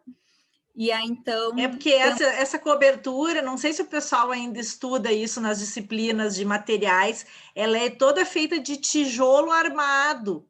Então, pessoal, essas curvas são feitas de tijolo. Já tinham visto esse projeto? Em alguma disciplina da faculdade falaram para vocês? Teve até uma ocasião, teve um seminário que veio o filho do Jesse, não sei se é a época de vocês da faculdade, mas foi super manda lá. Mas a gente visitou com os professores, falavam. Eu cheguei a fazer uma maquete, porque também estudou sobre a obra aí eu fiz da parede na igreja no Uruguai. Ah, sim. E aí, em alguma disciplina de técnica de desenho arquitetônico, alguma coisa, tinha que fazer uma maquete da estrutura de alguma obra, não sei se era dele, enfim, mas eu lembro que eu fiz uma da parede. E aí essa recuperação foi feita, supervisionada por servidores ali da Secretaria de Obras, né? O que é meu chefe no estrutural, que acompanhou e coordenou essa recuperação, né? Então, até foi desenvolvido com uma empresa daqui para fazer essa técnica e recuperar, né? Foi feito um hidrojateamento inicialmente, aí aqui uma foto após o hidrojateamento, aí a armadura tratada já com pintura e proteção, e depois a armaduras com aplicação da argamassa polimérica, que aí criaram uma argamassa, fizeram vários testes até chegar nessa argamassa polimérica, e aí depois a cobertura recuperada. Que então, bacana, não sabia que tinha sido recuperado. Isso foi quando? Ai, não recordo, mas é antes de 2014. Ah, tá. Antes de vocês estarem lá, então. Antes da gente estar na Secretaria de Obras. Essas fotos eu peguei com o meu chefe que participou. Bacana. Aí ele tinha foto na cobertura e é ele que demonstrou, assim, repassou esse conhecimento, né, que eu não tinha. Que legal. Vai falar, tentar não se aprofundar tanto, mas é sobre a modernização, né? Que a gente falou sobre o advento do teletrabalho e a secretaria precisa passar, né, por essa modernização e aí sempre procurando automatizar mais esse processo de gestão, procurando maior agilidade na execução dessas demandas. Então, a gente sim trabalha nesses quesitos e aí a gente vai mostrar os sistemas que a gente trabalha para controle, para efeitos de transparência, né, da população precisa saber onde são investidos, onde são gastos, como foram liberados todos aqueles valores que a gente citou, então está tudo ali. Então, assim, dentro do serviço público, a gente precisa trabalhar. Às vezes a gente pensa, é muito burocrático, né? Mas a gente precisa sempre se pautar nas leis, nas normas, e a gente precisa colocar tudo isso dentro do processo, dentro do papel. Precisa ficar tudo bem registrado, né? Até porque depois vem apontamentos, o Tribunal de Contas do Estado, o Tribunal de Contas da União, querem saber como é que foi o andamento da obra.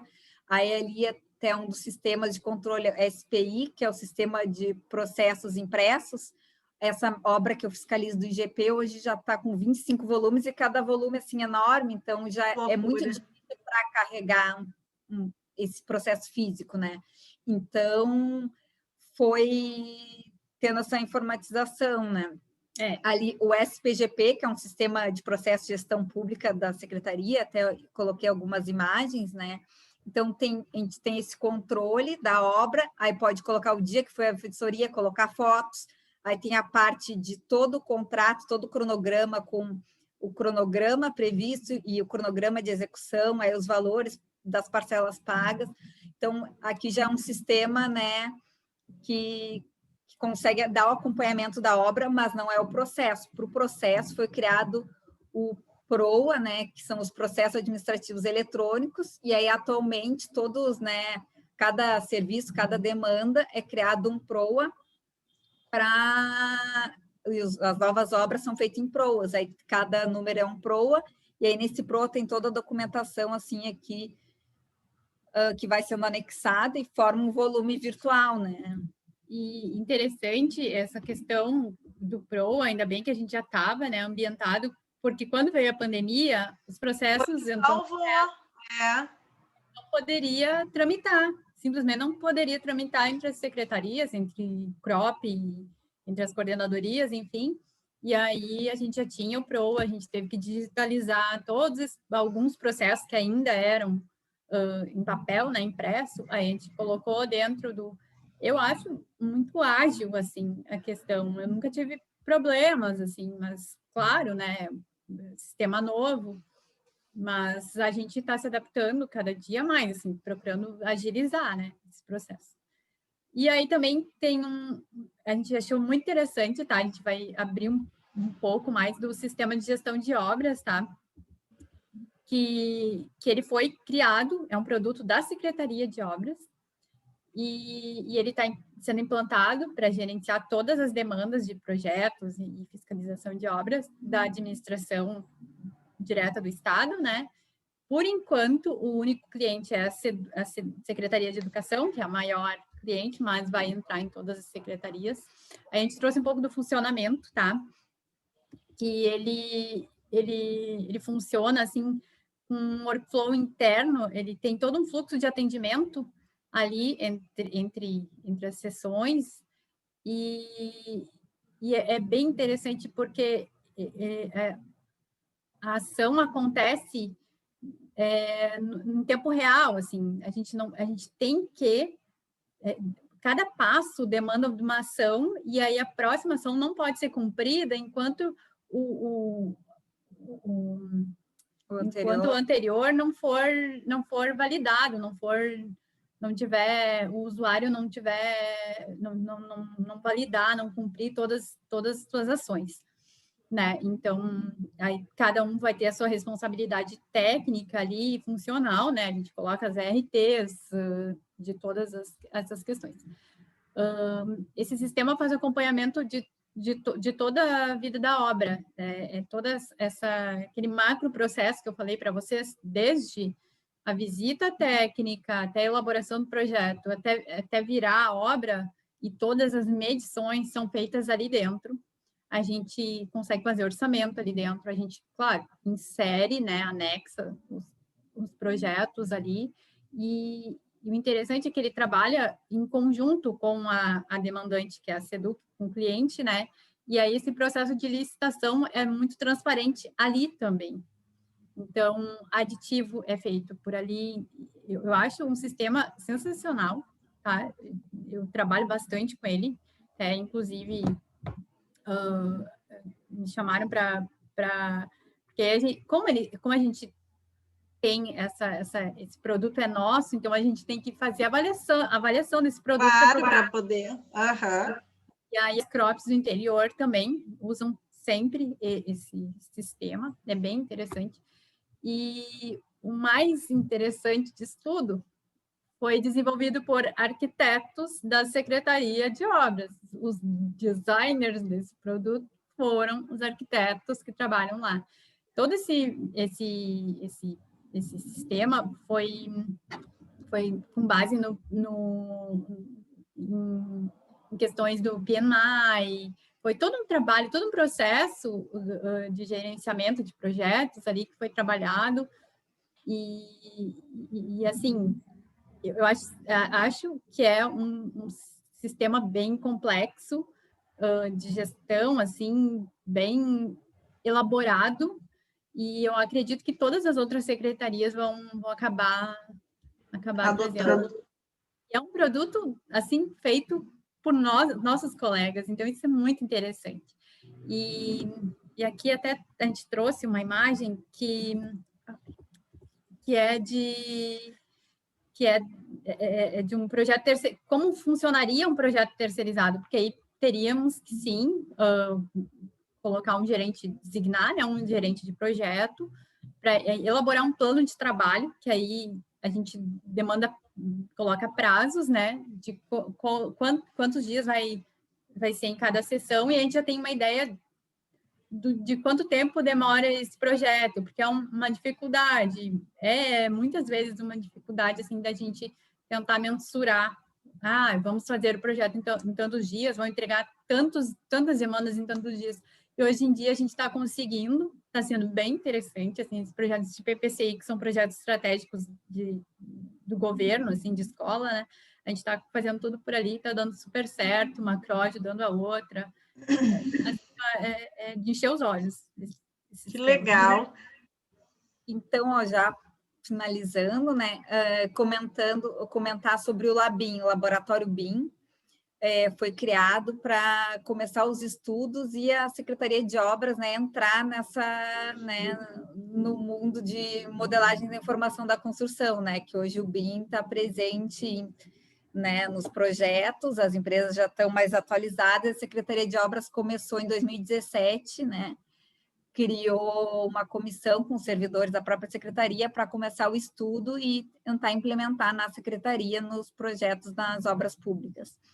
E aí, em dezembro de 2020, teve um seminário online, que o tema foi BIM para o patrimônio histórico, né, que abordaram as possibilidades da utilização do BIM, né, nos projetos de restauro, conservação e gestão das edificações históricas, né.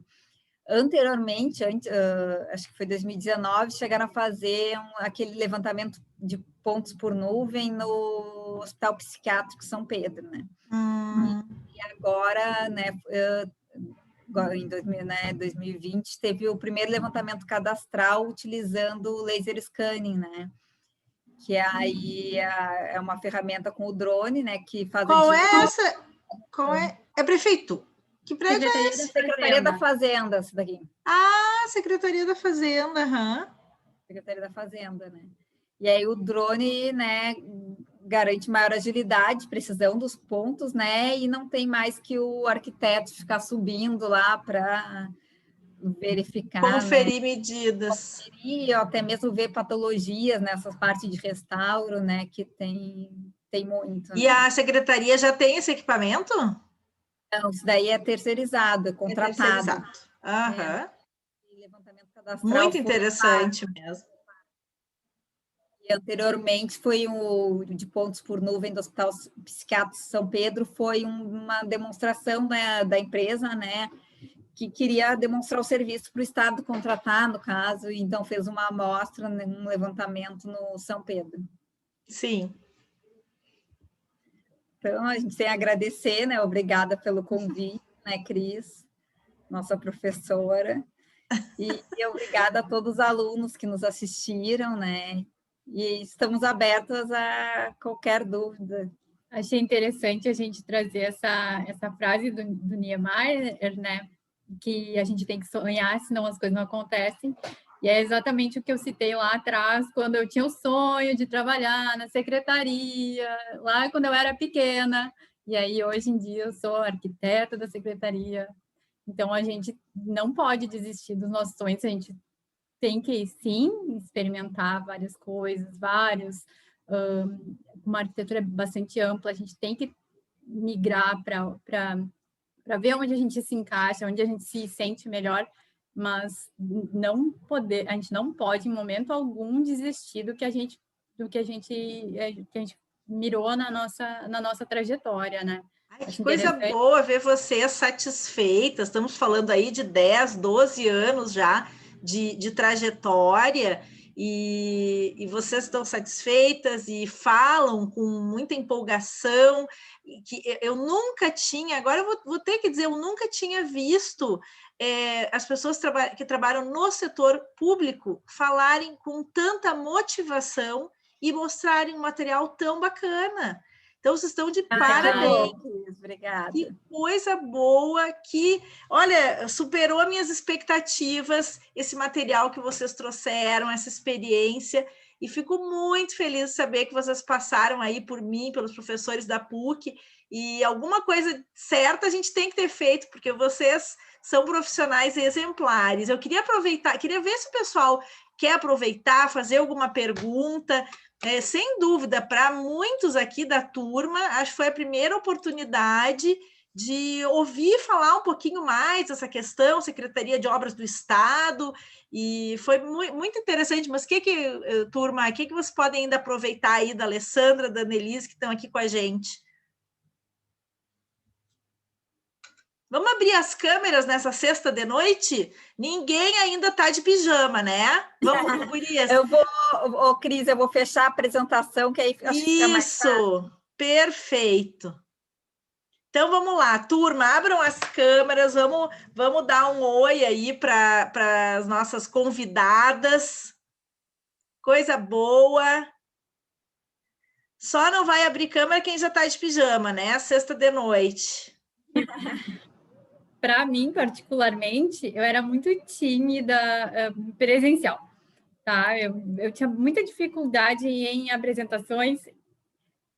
Acho que essa questão da pandemia destravou alguma coisinha, né? Porque tu tem que estar ali, tu tem que, o teu trabalho depende, né, da tua desenvoltura, né, ali da explicação que tu vai dar para o teu colega diante do computador. Então, para mim, Que legal. Deslanchou, foi muito bom. Não muito bom, né, mas o teletrabalho que provavelmente... Não, é isso, tu tá demonstrando, assim, é uma fala muito positiva de quem está sabendo aproveitar o que o momento está nos oferecendo, as dificuldades também. Bem... E aí, turma? Uma pergunta, alguém já se imaginou? Fala, Leopoldo, pode. Fala, Leopoldo. Me ouve agora? Sim. Na semana passada, a gente estava conversando lá com o Gustavo e eu comentei sobre meus interesses na área de TCC, lembra? Sim. E aí você, por acaso, trouxe a Alessandra e a Annelise, que trabalham exatamente numa das áreas que eu tenho interesse. Né? Então, eu gostaria de trazer de novo aquele tema, que é interesse na área de unidades penitenciárias. Tu chegaste a comentar. Sim, então, como eu tenho interesse no assunto, eu gostaria de saber agora, de quem está muito por dentro da área, se é interessante esse tema para se estudar dentro de um TCC e, a partir daí, se for o caso, você me recomendar um caminho, tipo, olha só, acho interessante você levar em consideração isso, né? Com relação à legislação, com relação ao programa de necessidades, e para eu saber se eu já corto da minha lista ou não. Em se tratando de TCC, gurias, com relação à localização também, eu acho que é uma questão estratégica. Até hoje em dia, né, eu trabalhei, né, em 2 momentos no setor da segurança pública, né, que fazia parte dos projetos, né, na divisão de arquitetura, mas na seção de projetos de segurança. Atualmente, os projetos de segurança foi criada uma força-tarefa e os arquitetos da SOP e engenheiros também, eles trabalham no próprio prédio da Secretaria de Segurança, ali próximo da rodoviária. Então, eu não sei te dizer que áreas, assim, atualmente tem... Eu sei que está para sair em Sapucaia, né? Tem Sapucaia está para sair um... Alegrete. Sapucaia, eu lembrava de Sapucaia, então Alegrete, para sair novas penitenciárias, né? E, normalmente, assim, tem muitas dessas penitenciárias que são feitas com esses módulos já pré-moldados, que aí vem as celas, e aí só vão encaixando, sabe? Deixa eu só emendar um pouco assim a pergunta. Acho que eu falei em áreas, mas eu queria dizer áreas, são as áreas de estudo, as disciplinas, os assuntos interessantes, não com áreas relativas ao terreno. Não, sim, mas é que a Cris comentou do terreno. É que no TCC vai ser estimulado que tu busque algum terreno onde exista essa demanda. Até porque, e muitas vezes é interessante tu teres uma ideia do que há disponível para escolher o local desse TCC. Sim. Tudo bem, mas isso é um assunto. Agora fechou. Né? Agora sim, então aí das áreas, eu acho assim, essa empresa dos pré-moldados, o nome da empresa... acho que a empresa é a Verde Construções, que ela costuma fazer várias penitenciárias para o Estado. Essa de Sapucaí, acredito que é a Verde que vai fazer, não recordo, porque atualmente, né, não estou mais ligada na segurança, mas eu acho que é a Verde. As últimas, eles trocaram por imóveis do Estado, imóveis que não estavam em uso, e aí fizeram uma... Permuta. Essa é uma empresa que eu já ouvi falar, acho que vale a pena tu pesquisares. Bem eu já orientei famosa, TCC, que foi projeto de penitenciária, e eu tinha uma época uma aluna que era estagiária nessa empresa. É muito interessante, eu lembro de visitar quando eu fiz a especialização, eles faziam, não sei se ainda é essa tecnologia, mas era um concreto autoadensável com fibra, assim, para fazer esses pré-moldados. Então, era uma tecnologia diferente, tá? Isso foi em 2008, né? Talvez tenham surgido novas tecnologias. mas para fazer esses módulos. Hoje em dia eu não sei do que é feito os módulos, né? Já vem os módulos prontos, mas é uma empresa interessante. E aí, de áreas de localização de terreno, eu comentei isso de Sapucaí, e foi o de Alegrete, porque eu lembro na época do meu TCC, a Cris foi minha orientadora, né? E aí eu procurei uma necessidade e fui no terreno que acabou sendo construído. Eu fiz um centro de eventos e acabou depois sendo construído um centro de eventos lá da universidade.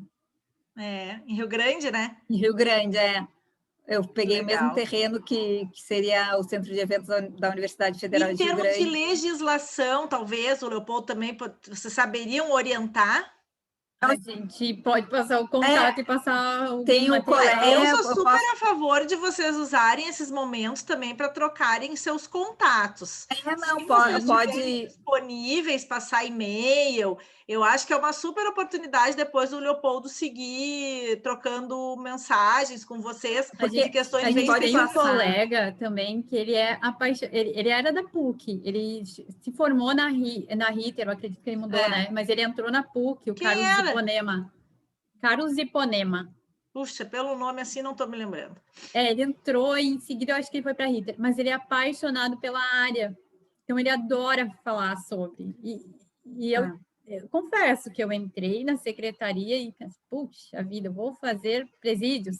E aí ele me mostrou vamos pensar pelo outro lado da questão, né? Esse é um contato bom também para o Leopoldo poder falar. A gente pode ver com ele, passar o contato e com certeza ele é super disponível, adora falar sobre assuntos das penitenciárias, ele vai saber falar sobre as necessidades para um programa, né, de necessidades para tu prever assim o TCC, né? E aí ele é bem entendido assim nessa área, assim, adora a área, e fez vários cursos de arquitetura, porque tem cursos, né, de arquitetura prisional e ele já fez, e então seria depois pode passar o contato. E ele agora ele é professor em uma ele é professor numa universidade aqui de Porto Alegre. Legal. Então, vamos ver depois. Não sei se vocês querem que eu passe o e-mail de vocês para o Leopoldo. Pode passar. Pode passar, com certeza.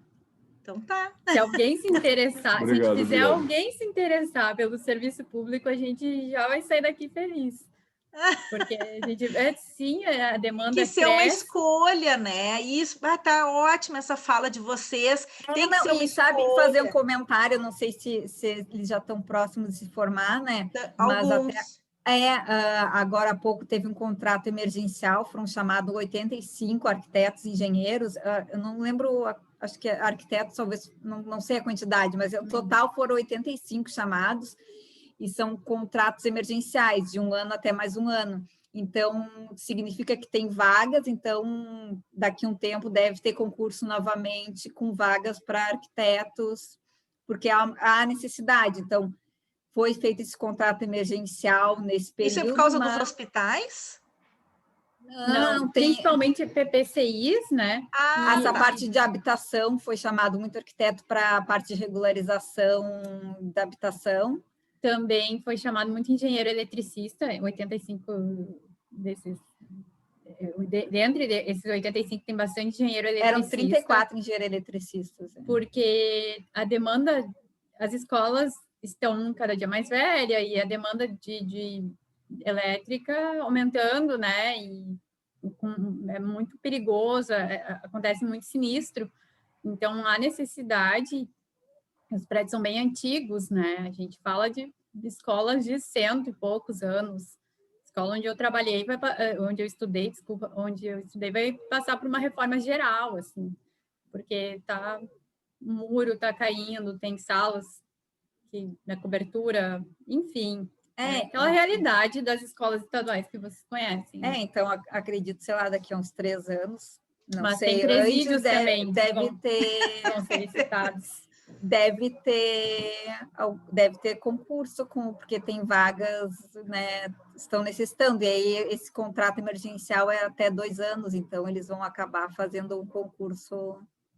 E não só, né, tem o IFAI, cuida de restauros, tem várias secretarias diferentes ali que dependem de arquiteto. E até, eu não imaginava, né, mas até o Tribunal de Contas, quem tem feito auditoria na minha obra é um engenheiro, né? Mas tem arquiteta a auditora também no Tribunal de Contas, que eu já vi auditar colegas, assim, a minha obra foi, é porque eles dividem as obras que vão, né, que cada um vai fazer as auditorias, né, então a minha foi um engenheiro que pegou, mas tem uma arquiteta ali também, então, nos diversos setores do Estado, assim, no serviço público, tem arquiteto presente, né?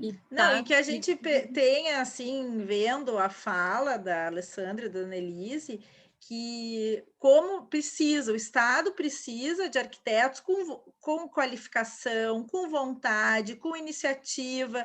Acho que vocês gostam desse trabalho, entendem a complexidade, né? E eu acho que é um recado importante assim para a turma. Não sei se alguém já tinha em algum momento aqui pensado, porque na faculdade não se fala quase na atuação do profissional no setor público, né? A gente foca, assim, está sempre pensando mais no setor privado. E acho que vocês trouxeram um belo exemplo aí de uma trajetória, de uma carreira possível de se fazer, de se sentir realizada. E é isso que eu desejo aí para a turma, quando essa disciplina é um pouco para pensar, né, no futuro, na carreira, como é que na sua atuação, né, qual vai ser o seu trabalho. E aí, nesse sentido, é que foi muito legal, muito bom ter recebido vocês, que coisa boa. Pessoal, mais alguma questão? Senão eu vou liberar as gurias já, né? Quase 9 horas de sexta-feira, e foi um bate-papo muito legal e muito rico também de ver todas as obras. Vocês trouxeram valores dos investimentos, mostraram planilhas de controle, como a importância da prestação de contas. Então, acho que foi bem rico. Encerramos por aqui, então, para começar também o final de semana e as comemorações do Dia dos Namorados.